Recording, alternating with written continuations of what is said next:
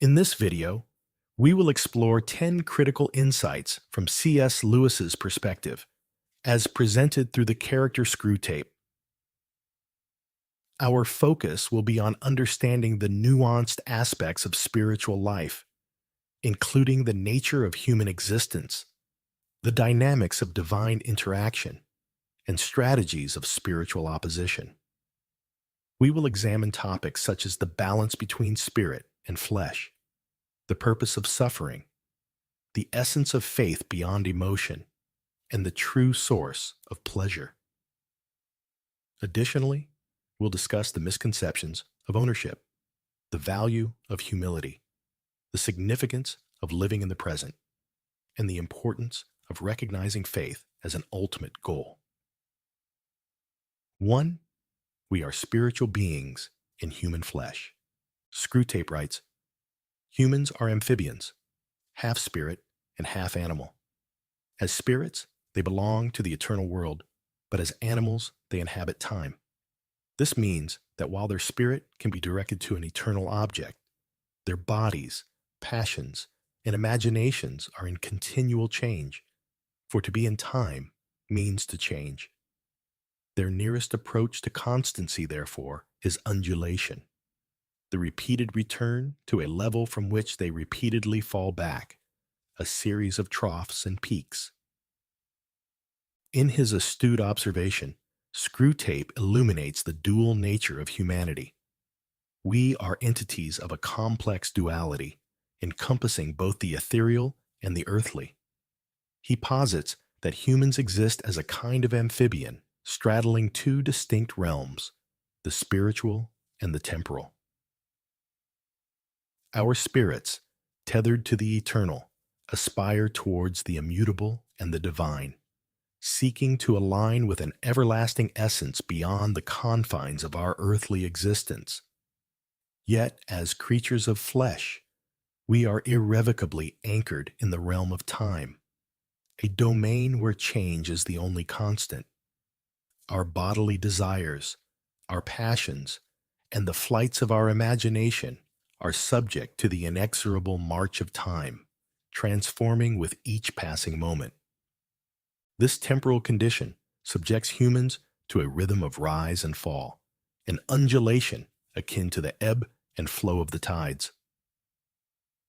Our journey towards spiritual constancy is marked by a succession of ascents and descents, moments of enlightenment and clarity, followed by times of faltering and retreat.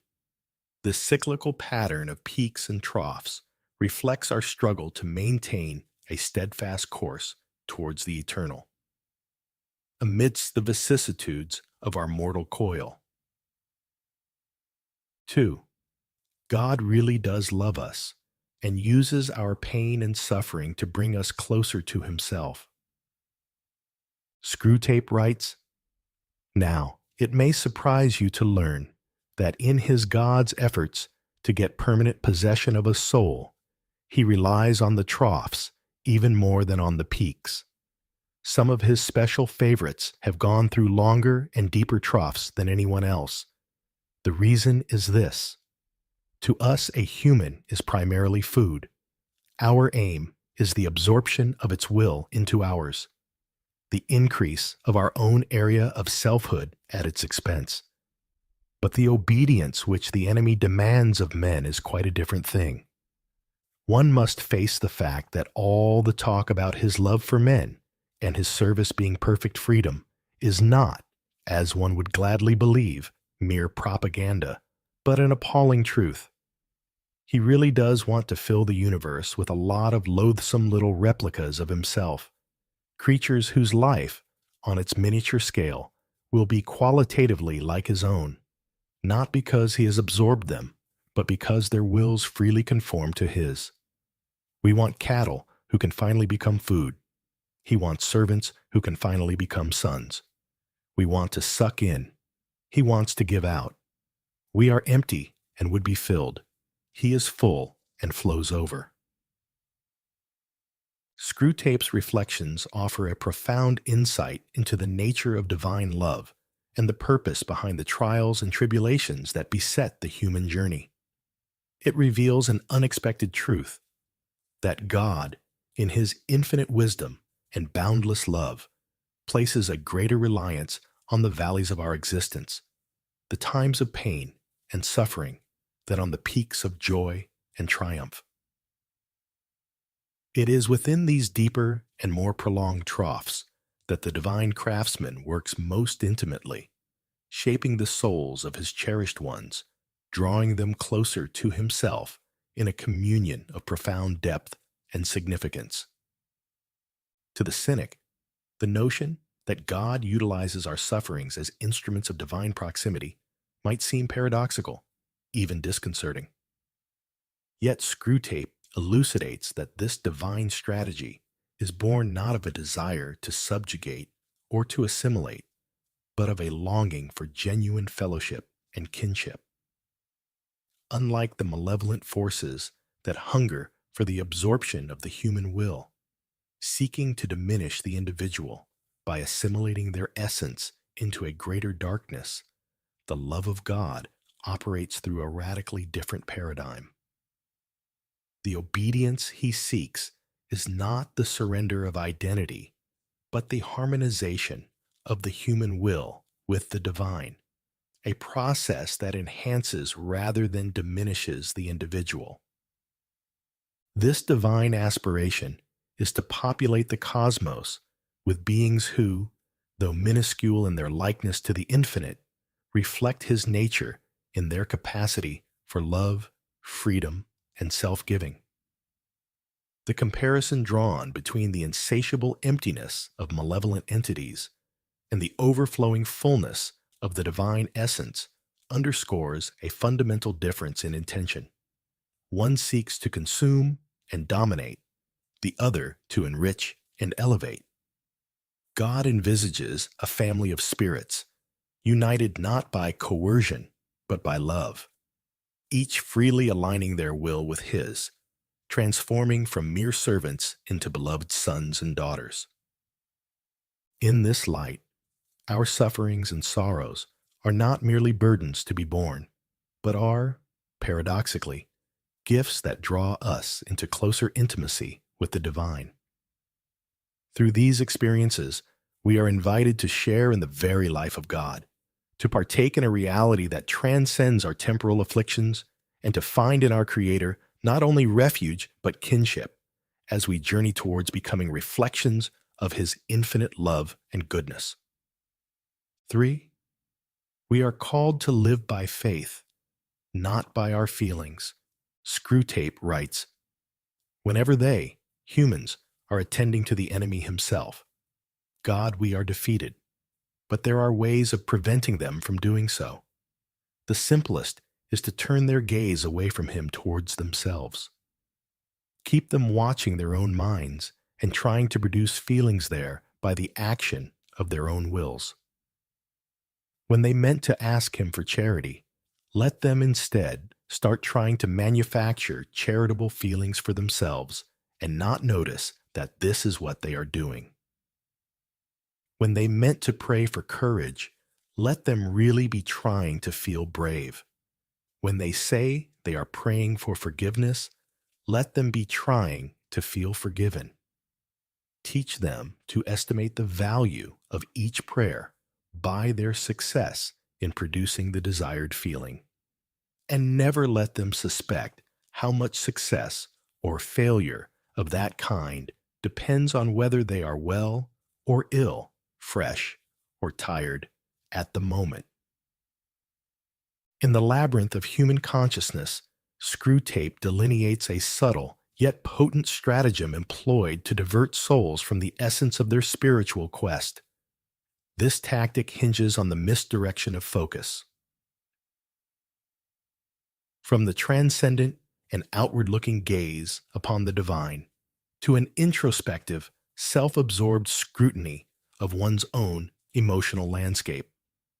The peril lies not in the acknowledgement of one's feelings, but in the elevation of these feelings as the metric of spiritual fidelity and divine communion.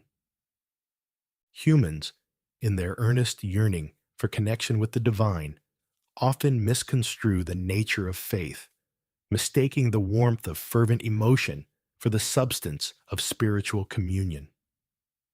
Screwtape advises his fellow tempters to exploit this misconception, guiding souls to chase after manufactured sentiments as indicators of spiritual vitality and divine favor. In doing so, individuals are led astray, ensnared in the pursuit of emotional self-engineering, rather than seeking to cultivate a steadfast reliance on God, irrespective of the fluctuating tides of feeling. This strategy of distraction seeks to undermine the very foundation of faith by insinuating that the authenticity and efficacy of prayer are contingent upon the individual's ability to evoke a particular emotional state. Thus, when a soul aspires to charity, courage, or forgiveness, the focus shifts from a sincere petition to the divine to a futile endeavor to conjure the corresponding sentiment within oneself. This inward turn not only distances the soul from God, but also engenders a false criterion for spiritual success, measured by the ephemeral and often deceptive barometer of feelings. Moreover, Screwtape illuminates the vulnerability of this approach to the vicissitudes of human condition, wellness or illness, vitality or fatigue, thereby revealing its inherent fragility and dependence on circumstance. In contrast, the true essence of faith transcends the immediate and the emotional, anchoring the soul in a trust and reliance on God that does not waver with the changing states of mind or body. To live by faith, then, is to maintain an unwavering focus on the divine, irrespective of our emotional state. It is to understand that the depth and authenticity of our spiritual life are not predicated on our ability to feel a certain way, but on our steadfast commitment to seek God, to align our will with His, and to trust in His presence and guidance, even in the absence of tangible emotional confirmation. This path calls for a relinquishment of self-reliance in the manufacturing of spiritual feelings, inviting us instead to a deeper, more enduring communion with the divine, rooted not in the transient, but in the eternal. 4. Fear is a liar. Screwtape writes, "We want him to be in the maximum uncertainty so that his mind will be filled with contradictory pictures of the future, every one of which arouses hope or fear. There is nothing like suspense and anxiety for barricading a human's mind against the enemy God. He wants men to be concerned with what they do. Our business is to keep them thinking about what will happen to them." Screwtape's counsel unveils a diabolical strategy predicated on the manipulation of fear, illuminating the shadowy mechanics by which souls are ensnared in a web of uncertainty and apprehension. The genius of this nefarious tactic lies not merely in the invocation of fear, but in the orchestration of a relentless cacophony of hypothetical futures, each fraught with potential joy or disaster. This maelstrom of conflicting possibilities serves to entangle the human mind in a perpetual state of suspense and anxiety, effectively constructing an impenetrable barrier against divine truth and guidance. The crux of this strategy is to divert the human focus from the present, where actions and choices forge the path of one's spiritual journey towards an obsessive preoccupation with the unknown and the uncontrollable aspects of the future. By fostering an environment where the soul is perpetually haunted by the specter of what might occur, Screwtape and his ilk achieve a twofold objective. Not only do they immobilize the individual with paralysis by analysis, but they also estrange the soul from the comforting embrace of the divine, who calls his followers to live in the trust and surrender of the moment. In stark contrast to this scheme of distraction and disquiet, the divine entreaty calls for a focus on the immediacy of action and the living out of one's faith through deeds and choices grounded in the present. This divine perspective champions a liberation from the tyranny of hypothetical futures, advocating for a serene trust in God's providence and guidance. It is a call to anchor one's life in the certainties of divine promises and the actionable aspects of faith, rather than in the quicksand of speculative anxieties. Fear, as characterized by Screwtape, emerges not as a mere emotion, but as a weaponized lie, a tool wielded with precision to sow discord and division between the soul and its maker. It is a smokescreen designed to obscure the luminous truth of God's unwavering presence and the inherent strength endowed to each individual to navigate the challenges of life with courage and faith. To dismantle the lies of fear, then, is to reclaim the sovereignty of the present moment, to focus on the concrete reality of God's love and commandments, and to engage in the sacred task of living out one's faith with conviction and purpose. It is a defiant affirmation of trust over trepidation, of action over inertia, and of divine truth over the shadows of doubt. In this light, the soul finds its fortress not in the elusive certainties of the future, but in the steadfast love and guidance of the eternal, whose perfect love casts out all fear. 5. God is the source of all good. Screwtape writes, "You are much more likely to make your man a sound drunkard by pressing drink on him as an anodyne when he is dull and weary than by encouraging him to use it as a means of merriment among his friends when he is happy and expansive." Never forget that when we are dealing with any pleasure in its healthy and normal and satisfying form, we are, in a sense, on the enemy's ground. I know we have won many a soul through pleasure. All the same, it is his invention, not ours. He made the pleasures. All our research so far has not enabled us to produce one. All we can do is to encourage the humans to take the pleasures which our enemy has produced, at times, or in ways, or in degrees, which he has forbidden. Screwtape's musings cast a revealing light on the profound yet often overlooked truth that every genuine delight and pleasure, in its pure and unadulterated form, is a reflection of the divine essence.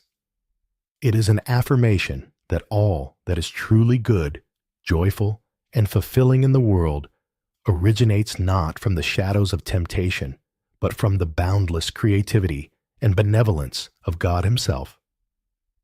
The Creator, in His infinite wisdom and love, has imbued the fabric of creation with an array of pleasures, each designed to enrich the human experience and to draw souls closer to the beauty and goodness that emanate from His being.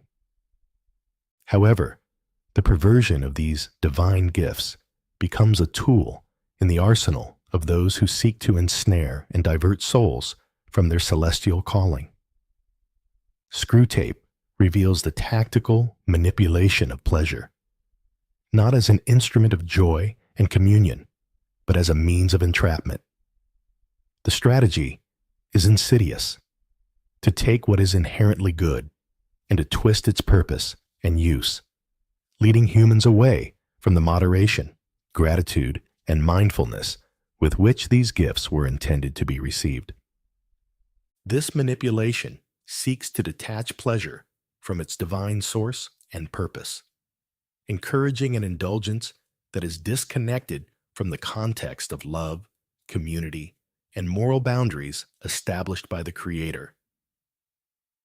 By promoting the misuse of pleasure, whether through excess, inopportune timing, or inappropriate contexts, the malevolent forces aim to mire souls in a quagmire of fleeting satisfaction and spiritual emptiness, obscuring the true origin and aim of these divine endowments.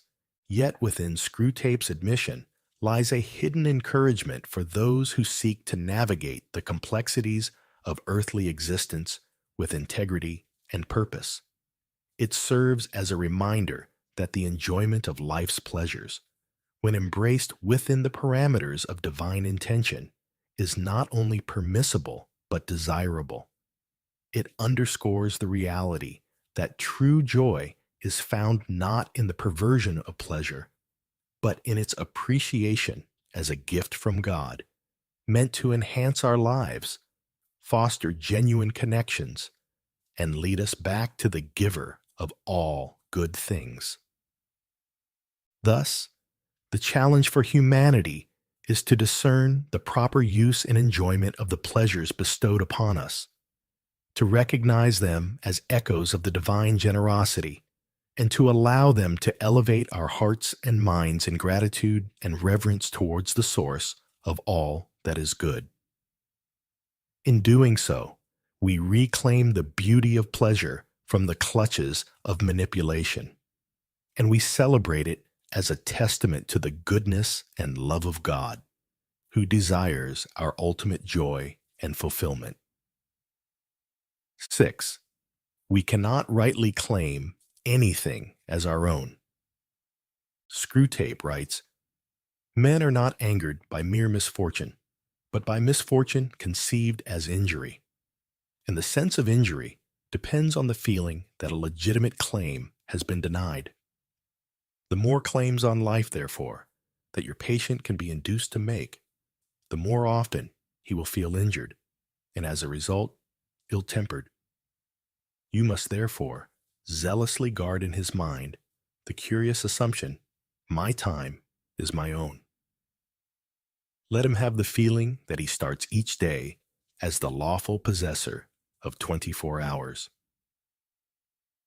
Through the cunning voice of Screwtape, we are ushered into a reflection on the profound illusion of possession that entangles the human heart.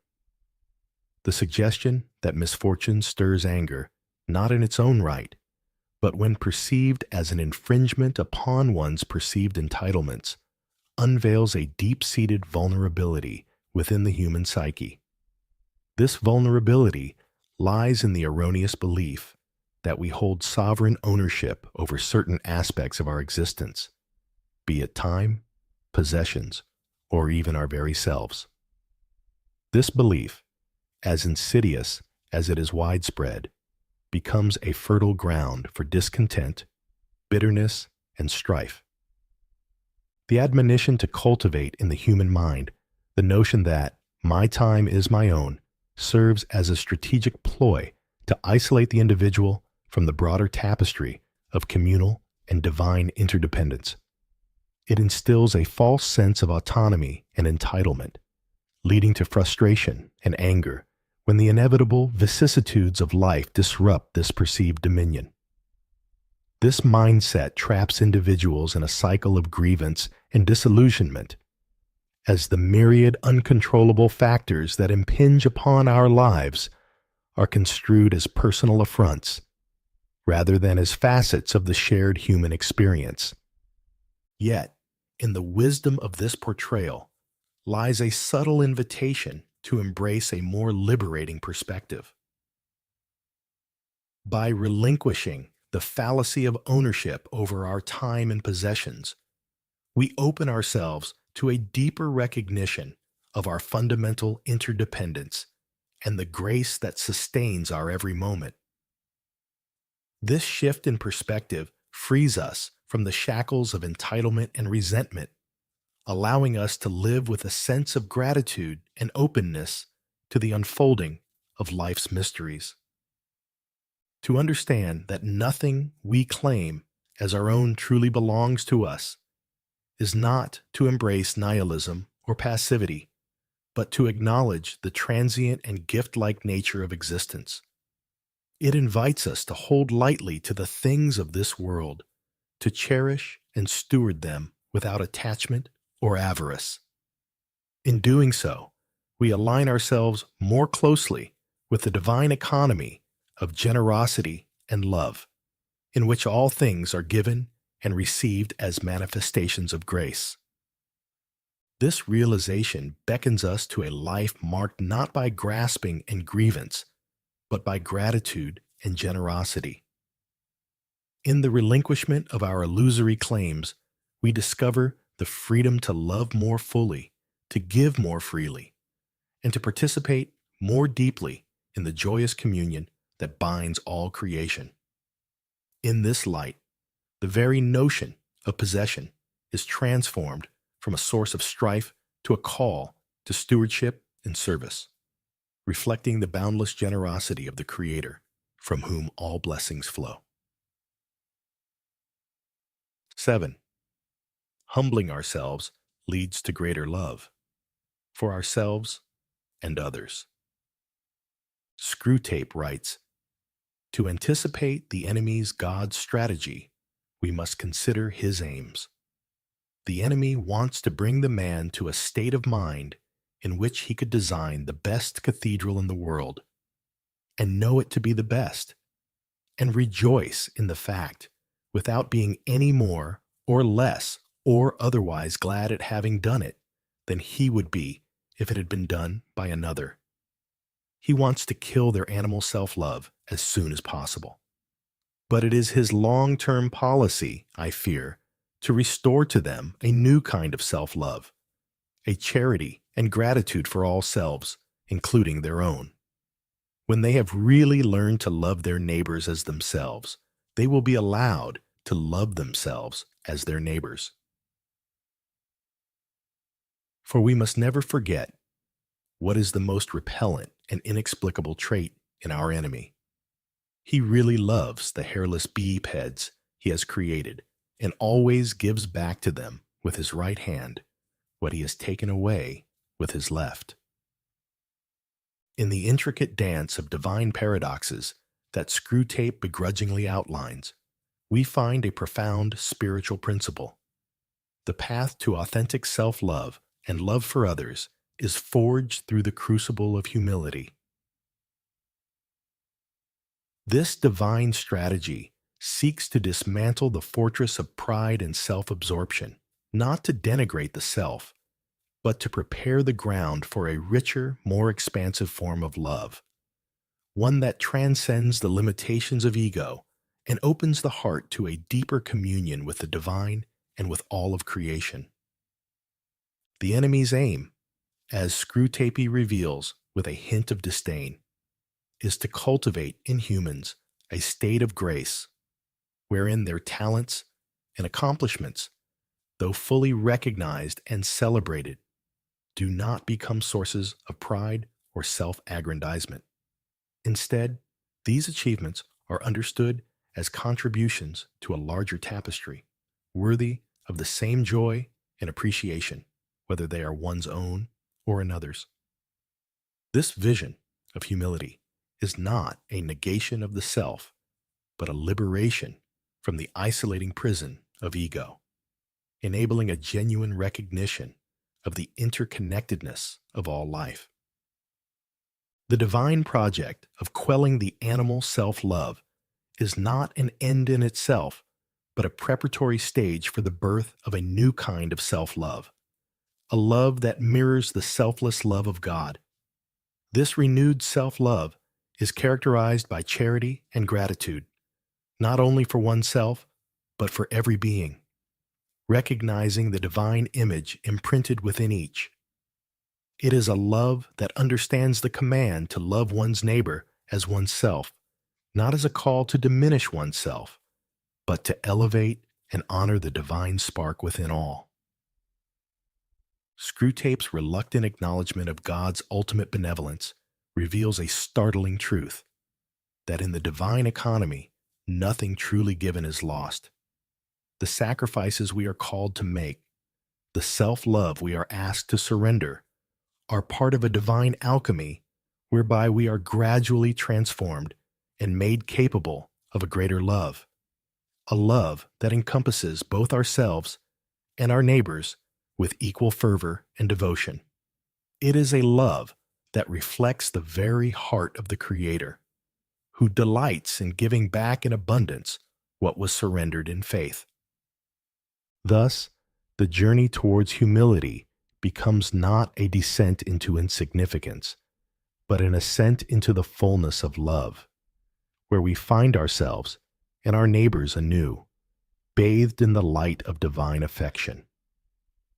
In this light, we discover that the greatest love is not a finite resource to be hoarded, but an infinite flow that enriches us most when it moves through us, unimpeded by pride or fear, to touch the lives of others. In embracing this divine invitation to humility, we step into the vastness of a love that knows no bounds, finding in it our truest selves and our deepest connection to the world around us. 8. We are called to live in the present with an eye toward eternity. Screwtape writes, "The humans live in time, but our enemy, God, destines them to eternity. He would therefore have them continually concerned either with eternity, which means being concerned with Him, or the present, either meditating on their eternal union with or separation from Himself, or else obeying the present voice of conscience, bearing the present cross, receiving the present grace, giving thanks for the present pleasure." But we want a man hag-ridden by the future, haunted by visions of an imminent heaven or hell upon earth, ready to break the enemy's commands in the present if by so doing we make him think he can attain the one or avert the other, dependent for his faith on the success or failure of schemes whose end he will not live to see. In the intricate dance of time and eternity, Screwtape unveils a dichotomy central to the human condition: the tension between living in the moment and the human propensity to be consumed by the future. Through this insight, we are invited to ponder a profound spiritual principle: that our existence, while unfolding in the temporal realm, is ultimately oriented towards an eternal destiny. The counsel to focus on the present, infused with an awareness of eternity, is not a call to disregard the future, but to anchor our lives in a deeper reality that transcends temporal concerns.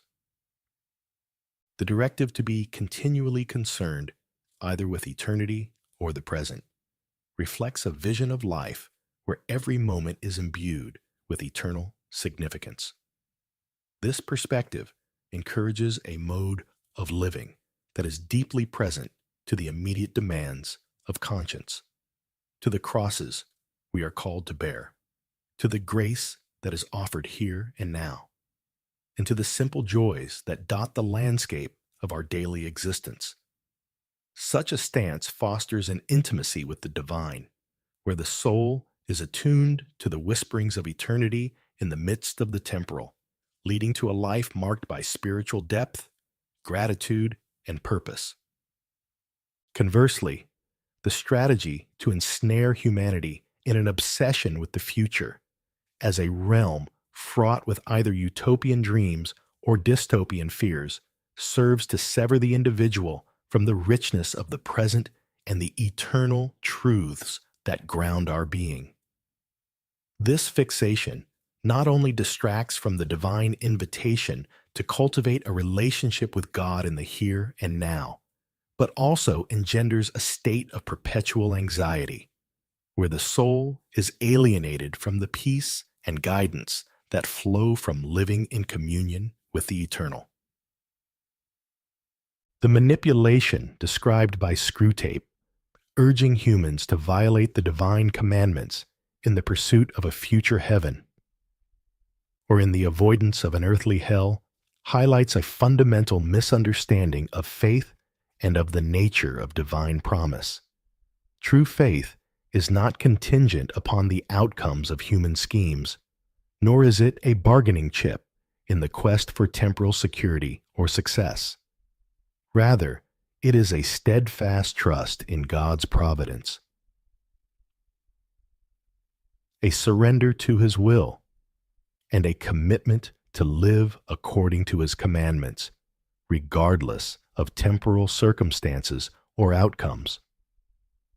To live in the present with an eye toward eternity, then, is to navigate the journey of life with a heart anchored in the eternal love of God, responding to the immediate call of duty, love, and grace with the fullness of our being. It is to recognize that each moment is a gift from the divine, an opportunity to draw closer to our eternal destiny in communion with God. This way of living not only enriches our own lives, but also allows us to become conduits of God's love and grace to others as we journey together towards the fulfillment of our eternal calling. 9. Faith is not a means to an end, but an end in and of itself. Screwtape writes, "Once you have made the world an end, and faith a means, you have almost won your man, and it makes very little difference what kind of worldly end he is pursuing. Provided that meetings, pamphlets, policies, movements, causes, and crusades matter more to him than prayers and sacraments and charity, he is ours, and the more religious, on those terms, the more securely ours."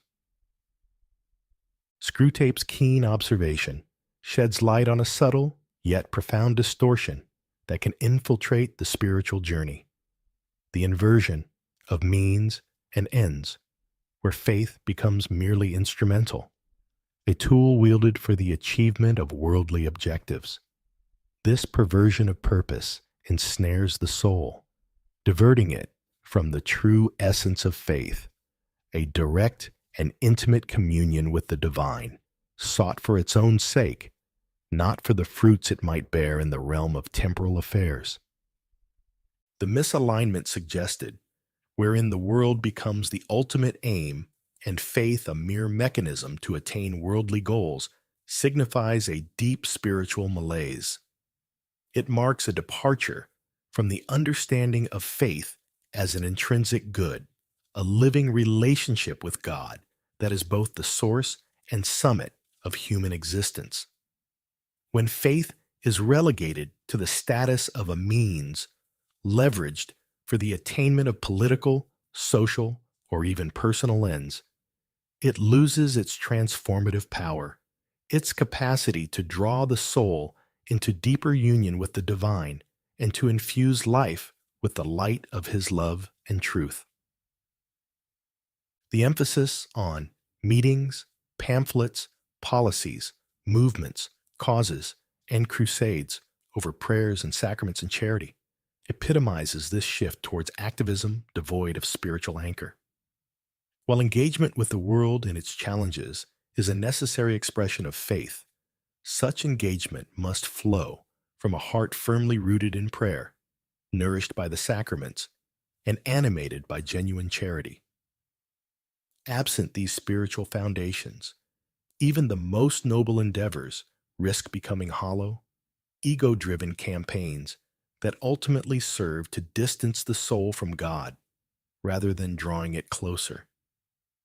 The warning encapsulated in Screwtape's advice serves as a clarion call to examine the orientation of our hearts and the authenticity of our spiritual pursuits. It invites us to recenter our lives on the primacy of a personal relationship with God, recognizing faith not as a tool for achieving temporal success, but as the very purpose of our existence, a journey towards God that is valuable and worthy in itself. In this journey, the fruits of our faith in the world, acts of love, justice, and compassion, are not the goal, but the natural outflow of a soul in communion with the divine, a testament to the transformative power of living in and through faith for the glory of God and the sanctification of the world. 10. The devil is subtle and cunning. Our policy, for the moment, is to conceal ourselves. I do not think you will have much difficulty in keeping the patient in the dark. The fact that devils are predominantly comic figures in the modern imagination will help you. If any faint suspicion of your existence begins to arise in his mind, suggest to him a picture of something in red tights and persuade him that since he cannot believe in that, it is an old textbook method of confusing them, he therefore cannot believe in you. Screwtape's counsel unveils the cunning strategy employed by malevolent forces to maintain their influence over humanity, the art of concealment through trivialization and ridicule. By embedding themselves in the fabric of modern culture as figures of mockery and caricature, devils in red tights, so to speak, they ingeniously deflect serious consideration of their existence and operation. This strategy exploits the human tendency to equate the absence of physical, tangible evidence with non-existence, thereby eroding the perception of spiritual realities that lie beyond the empirical. The devil's subtlety lies not only in the orchestration of temptations and misfortunes, but in the more insidious task of obscuring their very presence from human awareness. In persuading the individual that the concept of devils is antiquated and laughable, they effectively remove themselves from the realm of consideration, operating in the shadows unchallenged and undetected. This maneuver is particularly effective in an age characterized by skepticism and a predilection for rational, empirical evidence as the sole arbiter of truth. The brilliance of this strategy is that it does not require the outright denial of spiritual realities. Rather, it relies on the nuanced manipulation of perception, leading individuals to dismiss the spiritual realm on the grounds of its seeming irrelevance or absurdity. By equating the existence of malevolent spiritual entities with childish or fantastical imagery, they ensure that any nascent curiosity or suspicion is quickly quashed by the fear of intellectual embarrassment or by the individual's own rationalist presuppositions. Yet this very subtlety serves as a stark reminder of the complexity and depth of the spiritual battleground in which humanity finds itself. It calls for a discernment that transcends the limitations of the visible and tangible, urging us to remain vigilant and aware of the myriad ways in which spiritual forces influence the tapestry of our lives. Recognizing the subtlety and cunning of these forces compels us to arm ourselves with wisdom, faith, and a deepened awareness of the spiritual dimensions of existence. In navigating this landscape, we are reminded that the battle is not fought solely within the confines of human reasoning and empirical evidence, but within the deeper realms of the spirit. It is here, in the cultivation of a rich spiritual life grounded in prayer, sacrament, and scripture, that we find the strength and insight to discern the subtle workings of both good and evil, and to choose, with grace and courage, the path that leads towards light, truth, and ultimate communion with the divine. As we conclude our exploration of these 10 insightful reflections drawn from the wisdom of C.S. Lewis through Screwtape, I hope you found depth and meaning in our journey together. If this video resonated with you and you appreciate delving into the complexities of spiritual and moral understanding, please consider showing your support by liking this video and subscribing to the channel. Your engagement helps us to continue creating content that enriches and inspires.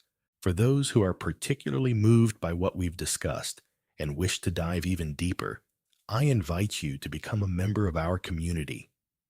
Members will receive an exclusive ebook next month, expanding on the themes we've explored today and offering further food for thought on your spiritual journey. Don't forget to check the links in the description below for more resources and ways to engage with our content. Your support and curiosity mean the world to us, and we're excited to continue this journey together, exploring the profound insights that literature and philosophy offer to our lives. Thank you for watching, and we hope to see you again soon.